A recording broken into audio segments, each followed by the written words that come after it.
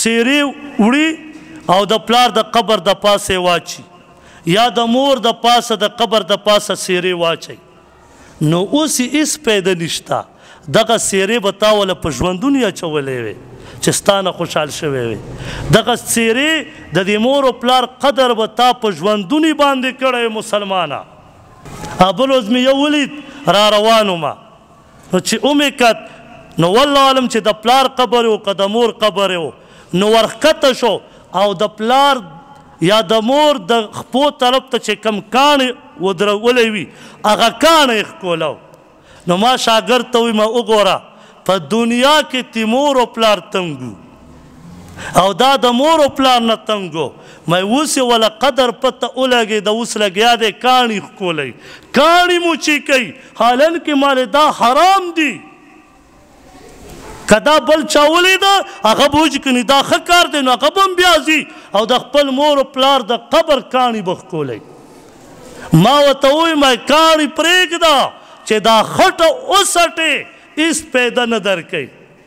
په دنیا کې قدر وکړه مسلمانه قسم په الله د مور او پلار قدر چې چا کړی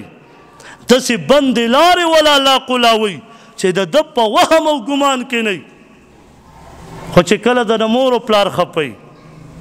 خو مور او پلار بیا هم ډېر رحم دیلی یرې مور او پلار ته کنځلې وکړه د خلکو په مخ کې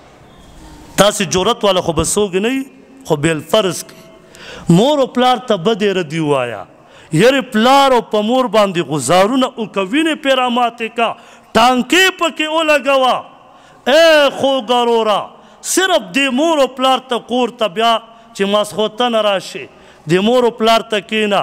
یو سیب امبروت وله راوړه او مخې ته یې ورته کښېږده ورته یې پلاره ما معاف کړه یاره ته بیا د خپلې مور او د پلار هغه مینه محبت وګوره او که تا ته د ملګرو په مخ کې پلار غوسه وکړي پیمانې ووایه نو جوانه بیا د مور او پلار سره ته کالونو پورې خبرې نه کوې وی ولې ما د ملګري په مخ کې تیزې خبرې وکړې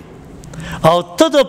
مرګرو په مخ کې د پلار مرګرو په مخ کې ته د پلار څومره بېعزتي کوې ته خپل ځان ته نه ګورې لیکن بیا هم تا په یو سیب او په یو امرود ته معاف کړي نو جوانه د مور او پلار قدر وکړئ